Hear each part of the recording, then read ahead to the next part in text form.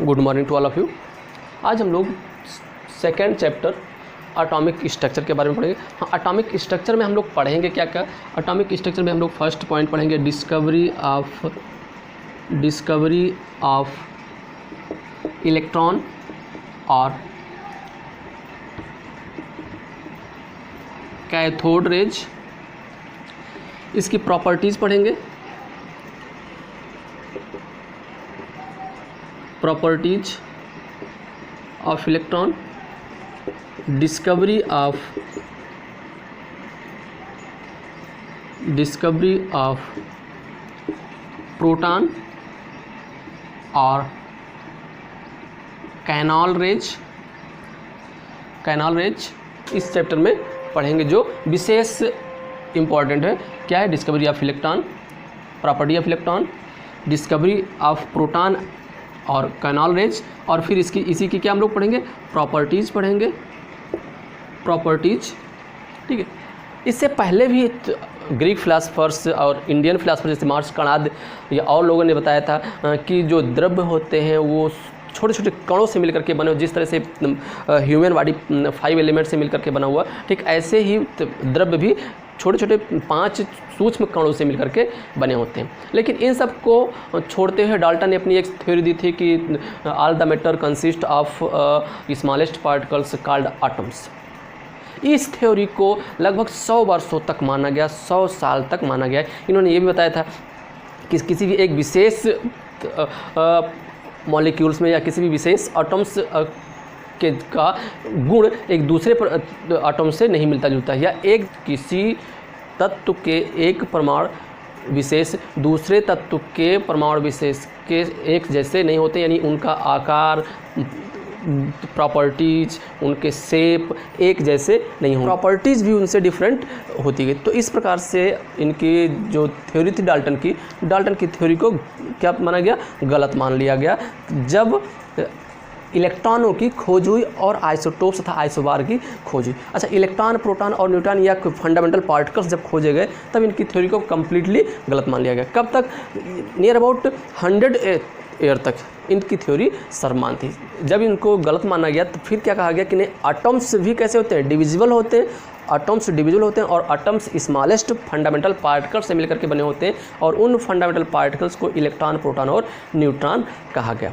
इसके बाद फिर देखा गया कि नहीं, एटम्स में और भी अनकॉमन फंडामेंटल पार्टिकल्स होते हैं, near about 30 to 35 uncommon fundamental particles या स्मॉलेस्ट पार्टिकल्स होते हैं। जैसे इलेक्ट्रॉन, प्रोटॉन, न्यूट्रॉन, तो ये फंडामेंटल पार्टिकल्स एक आधा, एक मूल कण तो माना गया कि हाँ इनसे तो मिलिए तो सभी तत्वों में except then hydrogen all the atoms consist by the electron, proton and neutron.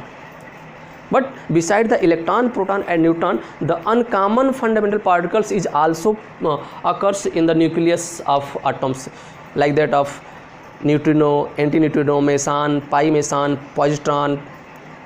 इस तरह से नियर अबाउट 35 स्मॉलेस्ट पार्टिकल्स किसमें? न्यूक्लियस में एटम्स के पाए गए। तो अब हम पढ़ेंगे important properties of the fundamental particles. Fundamental particles हमारे कितने? 3 हैं, इलेक्ट्रॉन, प्रोटॉन और न्यूट्रॉन। और सम अनकॉमन फंडामेंटल पार्टिकल्स हैं जो क्या होते हैं? जो बहुत ही कम समय के लिए न्यूक्लियस में उत्पन्न होते हैं और स्वयं नष्ट हो जाते हैं। ठीक है, तो कुछ उसमें से भी हम लोग यहाँ पढ़ेंगे। लेकिन अब हम क्या करें, इनकी कुछ प्रॉपर्टी देखें। क्या दिया गया? Name, symbol, absolute charge, relative charge, mass in kg, mass in atomic mass unit and approximate mass यहाँ पर दिया गया है। इलेक्ट्रॉन का सिंबल क्या होता है? ई से इसको रिप्रेजेंट करते हैं, और इस पर नेगेटिव चार्ज होता है। इसका जो एब्सोल्यूट चार्ज होता है कूलाम में ज्ञात किया गया, जिसको किसने? मिल्किन ने ज्ञात किया था, -1.6022 × 10⁻⁻19 कूलाम। रिलेटिव चार्ज -1 एक चार्ज होता है, यहाँ पर दिखाया गया एक चार्ज होता है। Mass in kilogram 9.10939 × 10⁻31 kilogram, 31 kilogram. And mass in atomic mass unit 0.00054, और अप्रॉक्सीमेट वैल्यू इसको क्या माना गया है? 0 माना गया है। इसी को क्या कहा गया? इसी को हाइड्रोजन के रिस्पेक्ट में इसका 1/1835 माना गया कि हाइड्रोजन का कितना 1/1835 गुना, यानी 1 का 1835 भाग करने पर जो मास प्राप्त होगा वो उतना ही किसका, इलेक्ट्रॉन का होता है। फिर प्रोटॉन, प्रोटॉन को किससे, P से रिप्रेजेंट करते हैं। एक पॉजिटिव चार्ज होता है, इसका जो आवेश होता है, यहाँ पॉजिटिव और नेगेटिव रिप्रेजेंट करने का कोई अब मतलब नहीं है, लेकिन चूंकि अब पॉजिटिवली और नेगेटिव चार्ज होते हैं तो यहाँ पर लिख दिया गया कि प्लस 1.6022 इंटू 10⁻⁹ कूलम।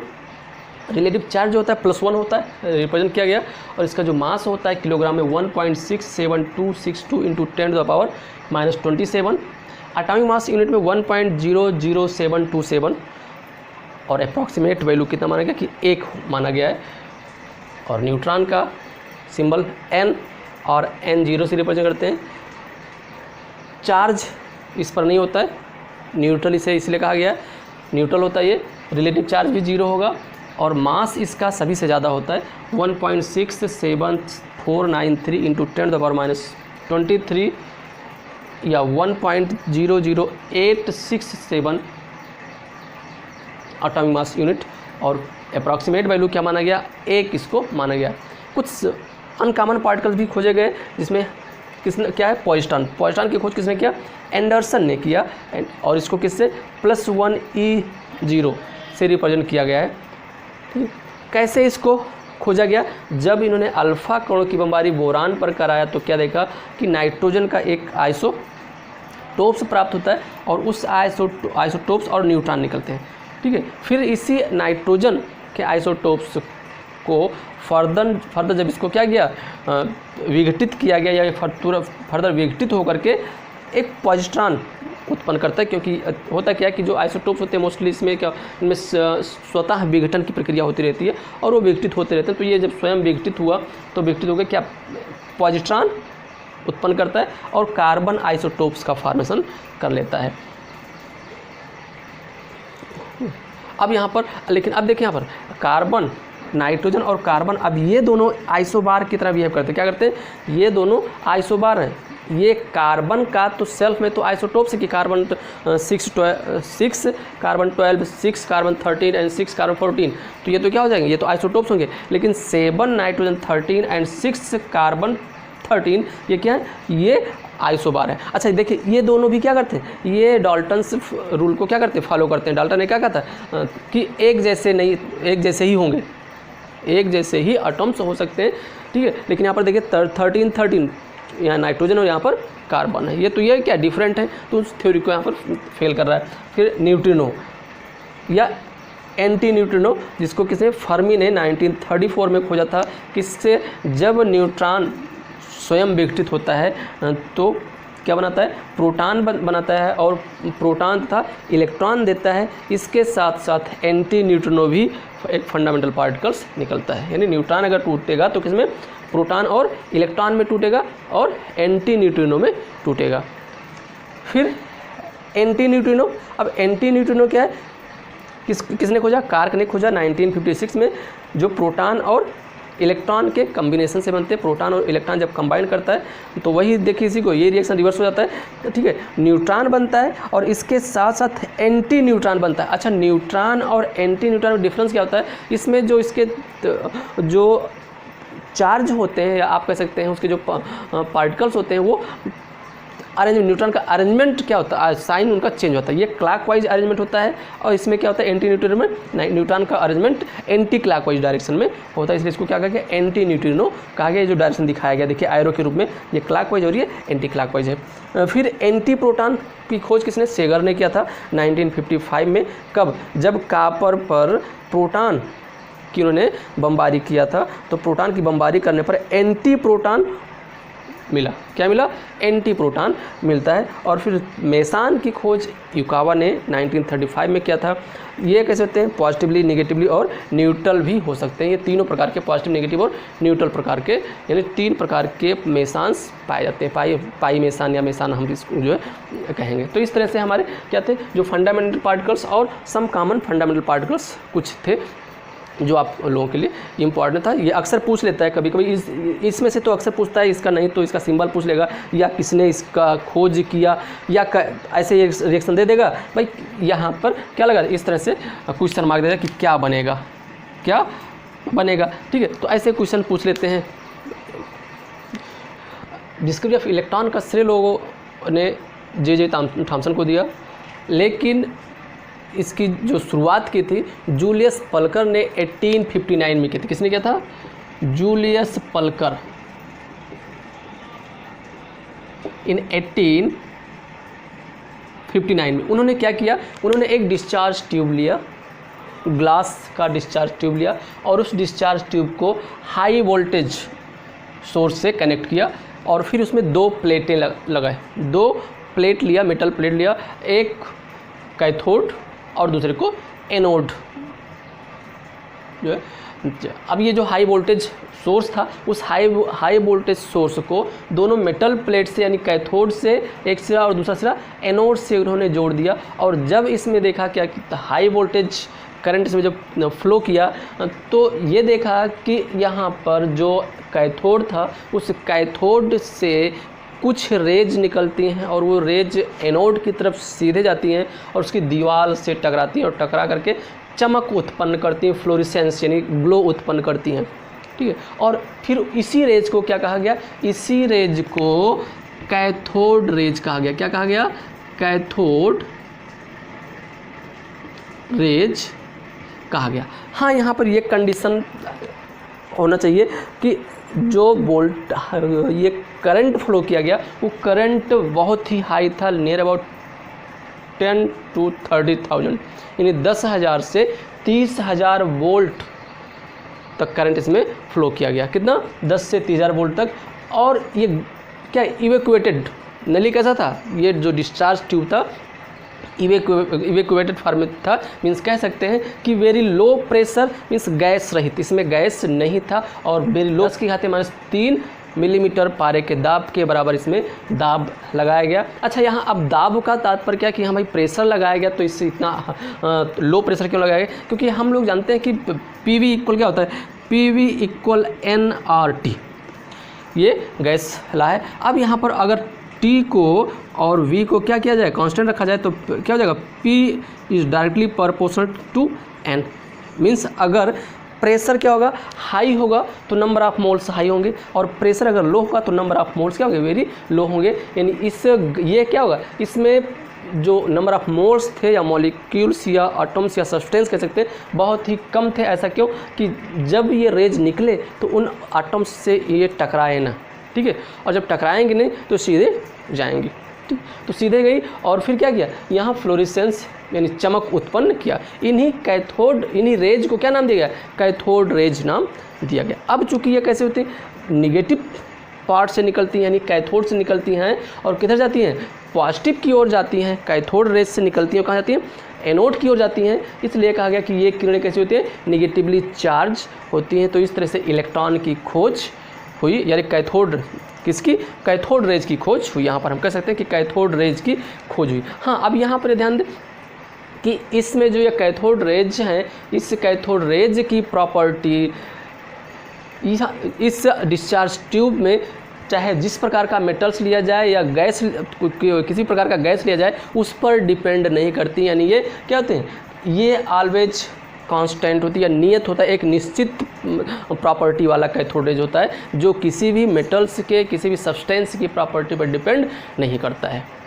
अर्थात यहाँ कहा जा सकता है कि ये सभी भी प्रकार के मेटल्स में, सभी प्रकार के सब्सटेंस में इलेक्ट्रॉन एक ही प्रॉपर्टी वाला या एक जैसा होता है, जिसे क्या कहा गया?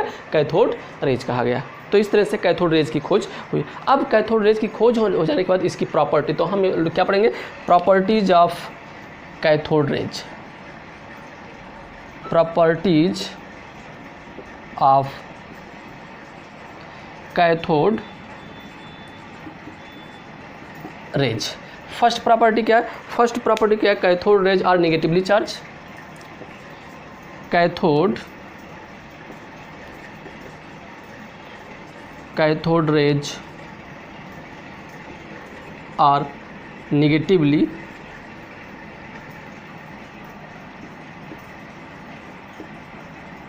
चार्ज। क्यों नेगेटिव चार्ज है भाई?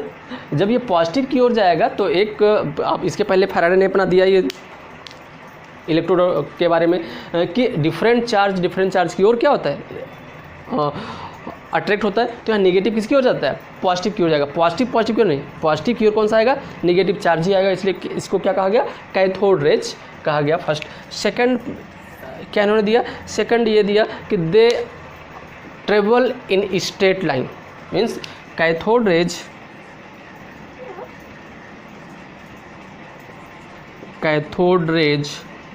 Travel in straight line. क्यों देखा गया, ये देखा गया कि जब इन्होंने डिस्चार्ज ट्यूब लिया, क्या लिया, डिस्चार्ज ट्यूब लिया, और डिस्चार्ज ट्यूब में क्या लगा था, ये कैथोड था, और यहीं पर क्या था, एनोड। इसको एक हाई वोल्टेज सोर्स से जब कनेक्ट किया गया, ये वैक्यूम था, तो यहाँ पर ये देखा गया ये जो कैथोड रेज हैं, इस कैथोड रेज के रास्ते में, इन कैथोड रेज के रास्ते में अगर कोई ऑब्जेक्ट रख दिया जाए, क्या रख दिया जाए, कोई ऑब्जेक्ट रख दिया जाए, तो यहाँ इसकी दीवार पर इसकी क्या मिल जाती है, इसकी दीवार पर इसकी छाया, इसका शैडो बनता है। क्या बनता है, दीवार पर इसकी क्या मिल जाती है, शैडो। ये क्या है, शैडो ऑफ मेटल ऑब्जेक्ट।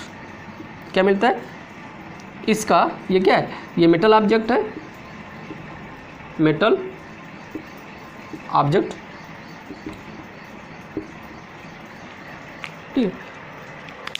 तो इस मेटल ऑब्जेक्ट से ये रेज टकराती हैं और टकरा करके इसका छाया इसके पीछे साइड दीवार पे उत्पन्न करती हैं। ये पता चल रहा है कि जो कैथोड रेज होती हैं ये किस कैसे चलती हैं, ये सीधी रेखाओं में ही चलती है, स्ट्रेट चलती है। कौन से, cathode rays.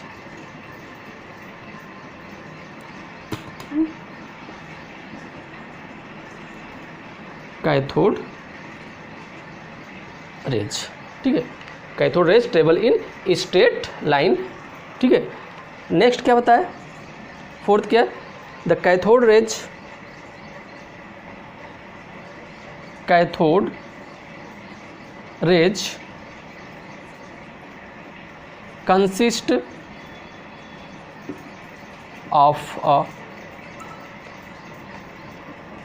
consist of small mass particles, small mass particles। क्या देखा गया कि कैथोड रेज कैसे होते हैं, consist of small mass particles. ऐसा क्यों हुआ, ऐसा ये देखा गया कि इस कैथोड रेज के रास्ते में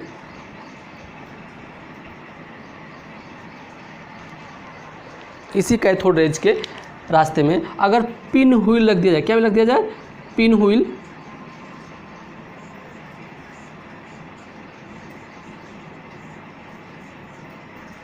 तो इस पिन व्हील को क्या करती है, रोटेट कर देते,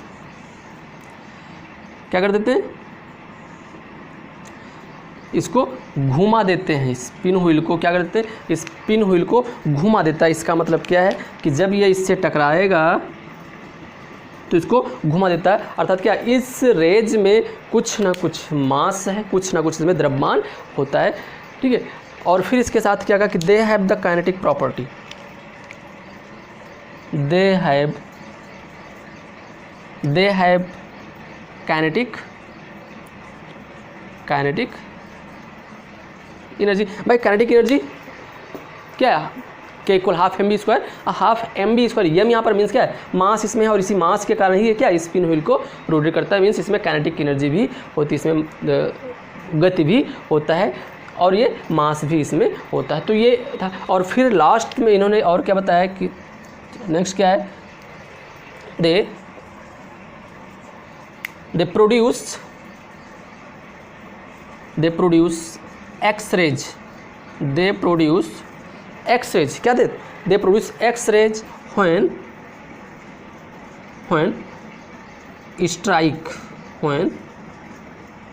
strike a metal,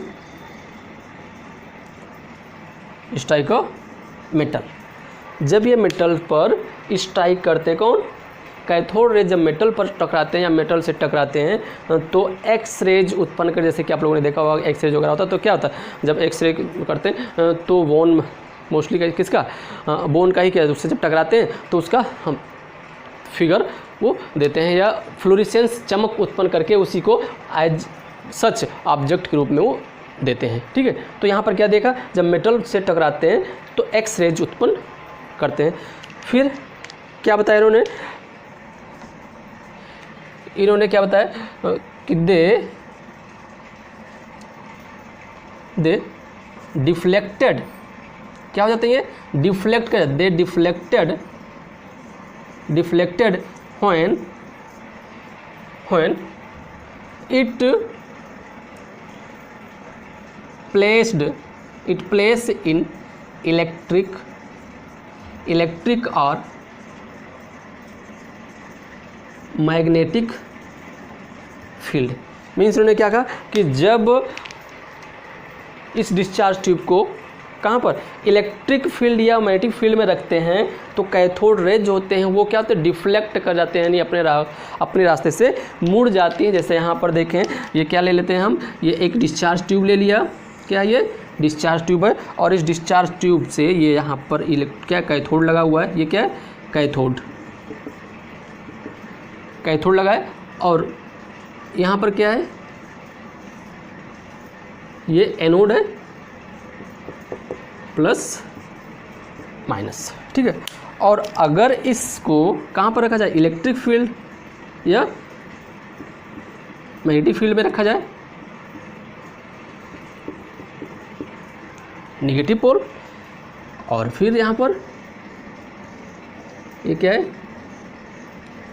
पॉजिटिव पोल है, ये क्या है, पॉजिटिव पोल मीन्स उत्तरी ध्रुव है, दक्षिणी ध्रुव, नॉर्थ पोल और साउथ पोल। तो ये देखा गया कि जब इससे रेज निकलते हैं वो रेज कहाँ पर, साउथ पोल की तरफ ये मुड़ जाती है, क्योंकि साउथ पोल कैसा होता है, पॉजिटिवली चार्ज होता है।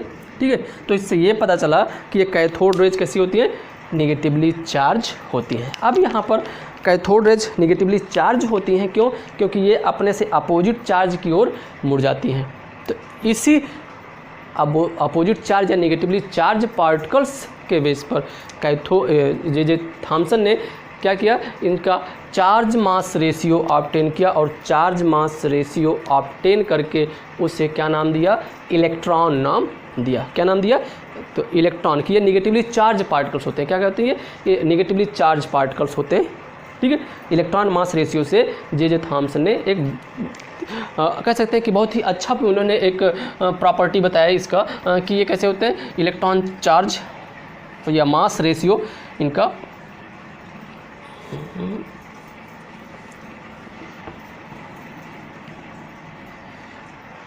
जी। जब ये देखा गया कि कैसे cathode rays positively charge particles की ओर मुड़ जाते हैं, यानी किधर, साउथ पोल की ओर जब मुड़ जाते हैं, तो इसी को जे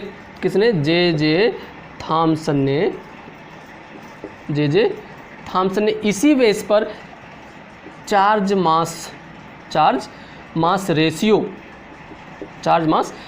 निकाला, और चार्ज मास रेशियो के आधार पर उन्होंने बताया कि इलेक्ट्रॉन ये जो होते हैं कैथोड रेज, अभी इलेक्ट्रॉन नाम नहीं दिया गया, कैथोड रेज कैसे होते हैं, कैथोड रेज जो होते हैं वो निगेटिवली चार्ज होते हैं। कैसे, निगेटिवली चार्ज पार्टिकल होते हैं। और फिर इलेक्ट्रॉन मास रेशियो उन्होंने निकाल 1.759 कूलम पर into 10⁸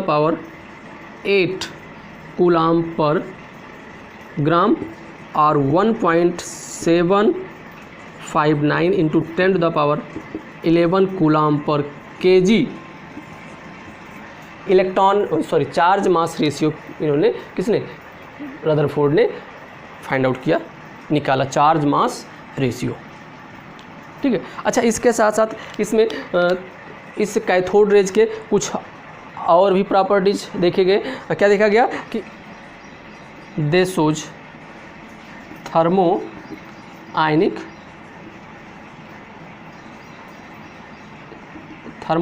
इमिशन, अर्थात क्या होता है कि जब इसको किसी पदार्थ जब जब किसी पदार्थ को गर्म करते हैं, जब किसी पदार्थ को गर्म करते हैं तो उससे निगेटिवली चार्ज पार्टिकल्स निकलते हैं। क्या निकलते हैं? इलेक्ट्रॉन्स निकलते हैं। अच्छा हाँ, जब यहाँ पर कैथोड रेज को, ये कैथोड रेज यानी निगेटिवली चार्ज पार्टिकल्स के रूप में इसको किसने, जे थॉमसन ने बताया कि क्या होता है, निगेटिवली चार्ज पार्टिकल्स होता है। तो इसी निगेटिवली चार्ज पार्टिकल्स को स्टोनी नामक साइंटिस्ट, कितने, स्टोनी नामक साइंटिस्ट ने क्या नाम दिया था इसका, इलेक्ट्रॉन नाम दिया, इलेक्ट्रॉन नाम दिया। कहीं कहीं आपको मिलेगा H.A. लॉरेंज मिलेगा, H.A. लॉरेंज यानी H. एस्टोनी लॉरेंज या H. एंटोनी लॉरेंज के रूप में आपको मिलेगा। यहाँ एस्टोनी ने इलेक्ट्रॉन की, किसने, इलेक्ट्रॉन नाम किसने दिया, ये नेम गिवन बाय एस्टोनी, ठीक है, इलेक्ट्रॉन नाम किसने दिया, एस्टोनी ने दिया। दे shows thermo ionic emission when क्या करते हैं, जब व्हेन अ मेटल और हीटेड, जब मेटल को क्या करते हैं, मेटल को हीट करते हैं तो ये थर्मो आयनिक इमिशन शो करते हैं, यानी क्या करते हैं, इलेक्ट्रॉन्स निकलते हैं, गर्म करने पर इलेक्ट्रॉन निकलते हैं। फिर क्या होता है कि फोटो इलेक्ट्रिक इफेक्ट भी शो करते हैं। क्या शो करते हैं, फोटो इलेक्ट्रिक इफेक्ट भी शो करते हैं। मीन्स जब एक्सरेज अथवा पराबैंगनी अल्ट्रावायलेट रेज किसी मेटल्स पर उत्पन्न, किसी धातु पर जब डालते हैं तो उससे भी इलेक्ट्रॉन्स निकलते हैं। क्या निकलते हैं, ये फोटो इलेक्ट्रिक इफेक्ट शो करने का मतलब क्या है कि जब किसी धातु पर एक्सरे या अल्ट्रावायलेट रेज डाला जाता है तो उस धातु से भी इलेक्ट्रॉन्स निकलते हैं। इसके बाद रेडियो एक्टिव एलिमेंट से भी ये निकलते हैं, यानी रेडियो, जैसे रेडियम हो गया, रेडियम, यूरेनियम, थोरियम, इनमें सेल्फ डिसइंटीग्रेशन प्रॉपर्टी होती है। क्या होती है, स्वतः विघटन की प्रक्रिया पाई जाती है। और जब ये तत्व स्वतः विघटित होते हैं तो ये फंडामेंटल पार्टिकल्स, कुछ स्मॉलेस्ट फंडामेंटल पार्टिकल्स अपने आप निकलते रहते हैं या उत्पन्न होते रहते हैं। उसी में से ये निगेटिवली चार्ज पार्टिकल इलेक्ट्रॉन भी मिलता है, ठीक है। और जो मोस्ट इम्पॉर्टेंट है वो आयनाइजेशन। जब किसी इलेक्ट्रोलाइट को वाटर में डिजॉल्व करते हैं और वाटर में जब डिजॉल्व करते हैं तो वो क्या होता है, अपने आयनों में क्या होता है, टूट जाता है। और अपने आयनों में टूटने का मतलब क्या है, एक पर पॉजिटिव चार्ज और दूसरे पर नेगेटिव चार्ज। तो नेगेटिव चार्ज क्या है, इलेक्ट्रॉन यहाँ होने को दर्शाता है कि इस प्रकार से आयनों में भी इलेक्ट्रॉन पाए जाते हैं। तो ये कुछ और कॉमन प्रॉपर्टी थे कि इलेक्ट्रॉन को कैसे कैसे यहाँ का हम जो है देख सकते हैं, कैसे प्राप्त करते हैं। अब आते हैं कि जे थॉमसन ने क्या, चार्ज मास रेशियो के आधार पर इसकी वैल्यू कितनी, 1.759 इंटू 10⁸ कूलाम पर ग्राम या 1.759 इंटू 10⁻11 कूलाम पर किलोग्राम ऑब्टेन किया। मिल्कन ने जो है 1911 में इसी चार्ज के आधार पर, चार्ज मास रेशियो को लेकर के उन्होंने इलेक्ट्रॉन का मास भी फाइंड आउट किया। तो हम कह सकते हैं कि the mass of electron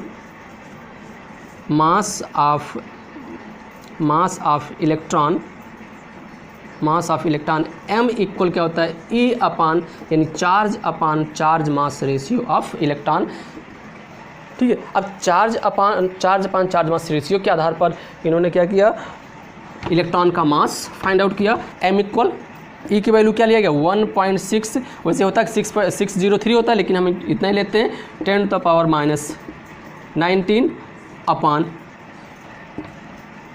charge mass ratio कितना है, 1.759 इंटू 10⁸8 ग्राम, 8 कूलाम पर ग्राम। और ये क्या है, इतना कूलाम है, तो कूलाम क्या हो जाते हैं, कट जाते हैं, और 10⁸8 ऊपर जाएगा तो m इक्वल कितना आ जाते हैं, m इक्वल हमारा जो मिल जाएगा वो 9.1095 इंटू 10⁻28 ग्राम मास निकल करके आ जाता है। किसका, यानी इलेक्ट्रॉन का मास कितना, 9.1095 इंटू 10⁻28 ग्राम, या इसी को हम क्या 9.1095 इंटू 10⁻31 किलोग्राम, इस तरह से हम मास भी इसका फाइंड आउट कर लेते हैं, ठीक है। तो ये था इलेक्ट्रॉन की डिस्कवरी ऑफ इलेक्ट्रॉन या कैथोड रेज, ठीक है। आई होप समझ में आया होगा।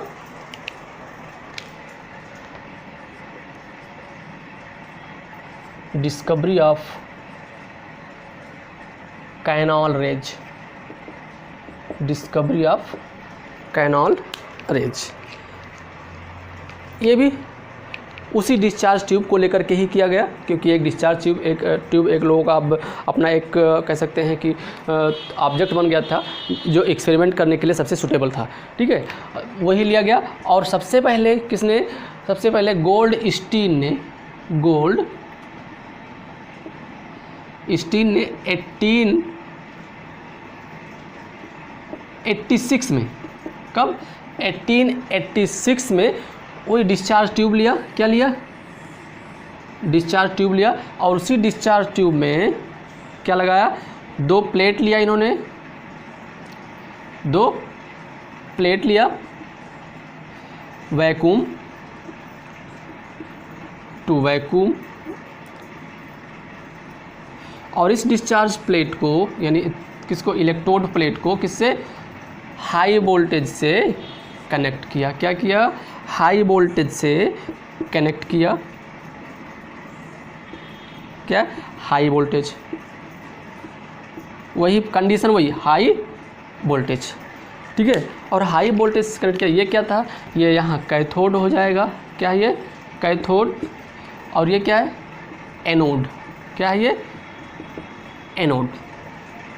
ठीक है, इसमें क्या क्या, प्रेशर, इसमें भी प्रेशर बहुत ही कम रखा गया, लेकिन उससे थोड़ा ज़्यादा, यहाँ पर 10⁻⁻⁻1 mmHg, उससे थोड़ा ज़्यादा। तो जाहिर सी बात है, अगर उससे थोड़ा ज़्यादा है तो नंबर ऑफ मोल्स यहाँ पर इसमें ज़्यादा होंगे, गैसेस मॉलिक्यूल्स यहाँ पर क्या होंगे, ज़्यादा होंगे। और अब देखा गया जब इस हाई वोल्टेज सोर्स से करंट जब फ्लो किया गया तो ये देखा गया कि इसमें, हाँ यहाँ पर ये क्या होगा, यहाँ पर जो ये कैथोड लिया गया, कैसे, परफोरेटेड कैथोड थे। कैसे थे, परफोरेटेड कैथोड।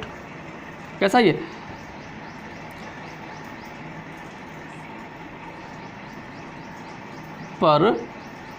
Perforated cathode. ठीक है, ये क्या लगा, एनोड। ठीक है, ये वही डिस्चार्ज ट्यूब है, डिस्चार्ज ट्यूब। गैस बिल्कुल कम रखा गया, लेकिन उसकी अपेक्षा यहाँ पर ज़्यादा रखा गया। अब जब हो क्या किया, जब जैसे ही करंट यहाँ पर फ्लो करते हैं तो क्या देखते हैं कि इससे कुछ किरणें निकलती हैं। क्या निकलती हैं, कुछ रेज निकलती हैं। कैसे, ग्रीन कलर की कुछ किरणें निकलती, ये विजिबल थी। वहाँ पर विजिबल, वहाँ जो कैथोड रेज में रेज निकल रहे थे वो विजिबल नहीं थे, ये ध्यान रहे। लेकिन यहाँ पर ये रेज जो निकल रही है विजिबल हैं और ग्रीन कलर के रेज निकलते हैं। और इस कहाँ से, इससे होते हुए आकर के इसकी दीवार से टकराती हैं और टकरा करके फास्फोरेसेंस यानी चमक उत्पन्न करती हैं। क्या करती हैं, फास्फोरेसेंस।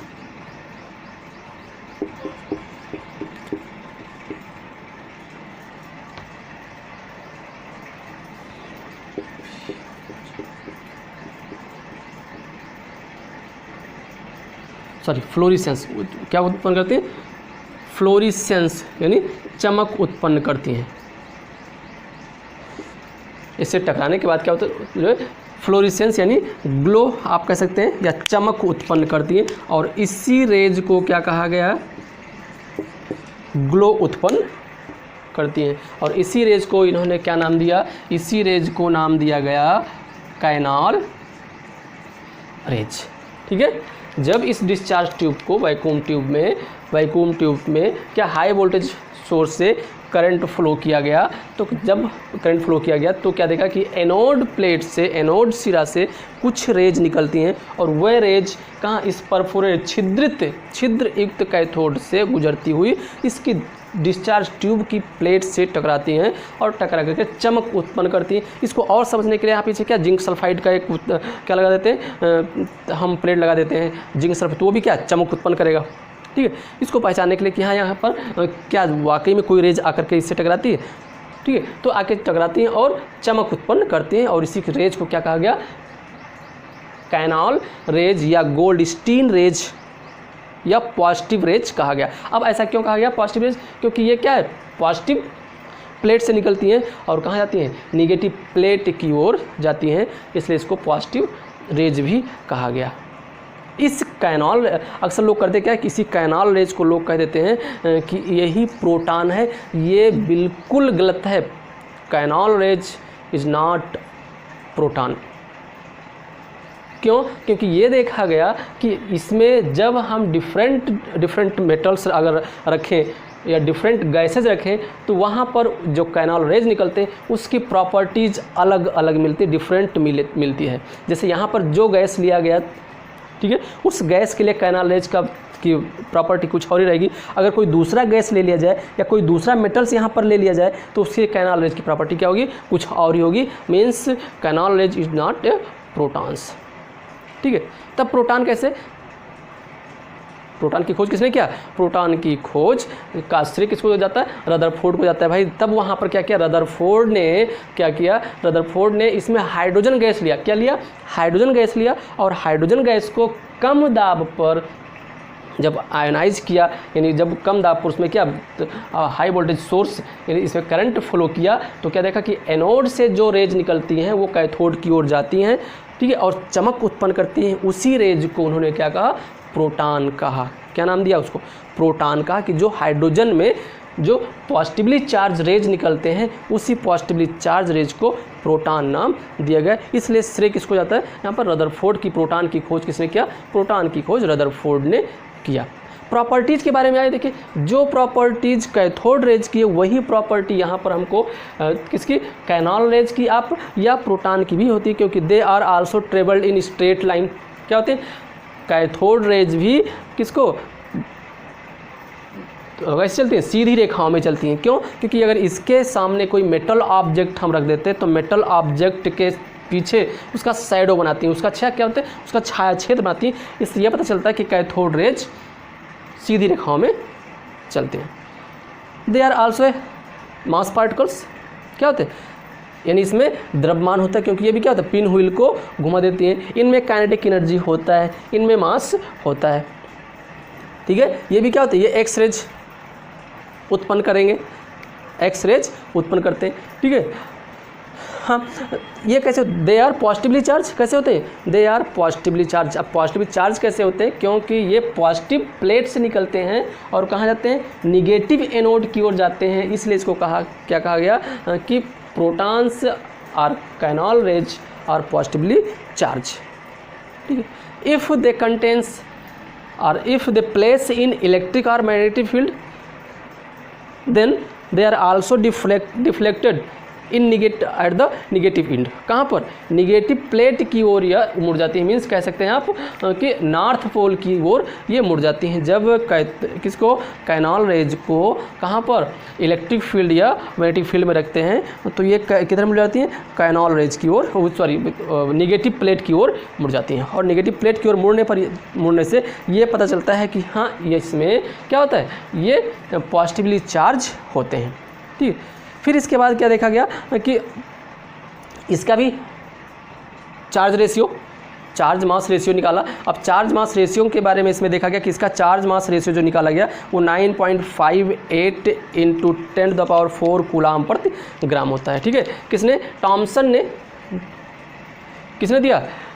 जे टॉमसन ने प्रोटॉन्स का जो चार्ज मास रेशियो दिया E/m इक्वल कितना होता है? 9.58 × 10⁴ कूलाम पर ग्राम। और इसी से इसका जब मास निकाला गया, किसका मास निकाला गया, तो E/m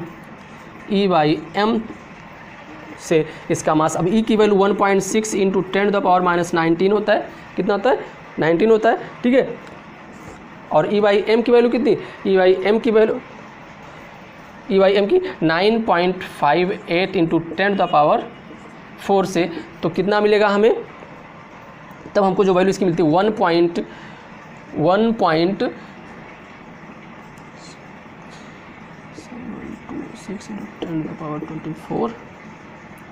जी हाँ, तो ये क्या देखा गया? Mass of proton.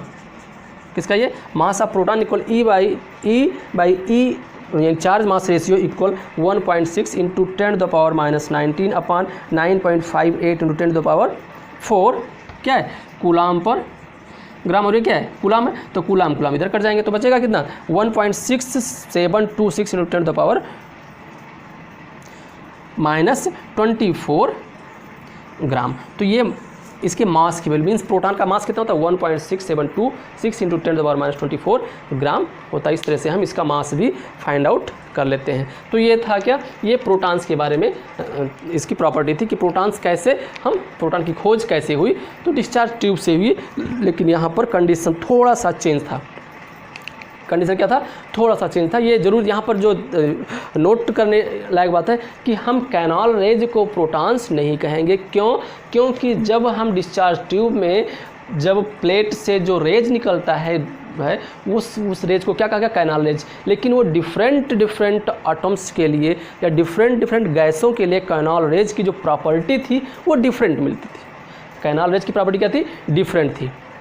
ठीक है, तब रदरफोर्ड ने क्या किया, रदरफोर्ड ने हाइड्रोजन गैस को लिया, एक स्मॉलेस्ट पार्टिकल्स को लिया, एक स्मॉलेस्ट गैस को लिया, एक छोटे तत्व को लिया, और उसको जब यहाँ इसमें भरा, इस डिस्चार्ज ट्यूब में लेकर के जब चार्ज फ्लो किया, करंट फ्लो किया, तो करंट फ्लो होने पर क्या देखा कि इसके पॉजिटिव प्लेट से कुछ गैसें निकलती, कुछ किरणें निकलती हैं, और वो किरणें कहाँ पर, इस कैथोड प्लेट से जाकर के टकराती हैं, या छिद्रित परफोरेट कैथोड से निकलती हुई उसकी दीवार से टकरा करके चमक उत्पन्न करती हैं।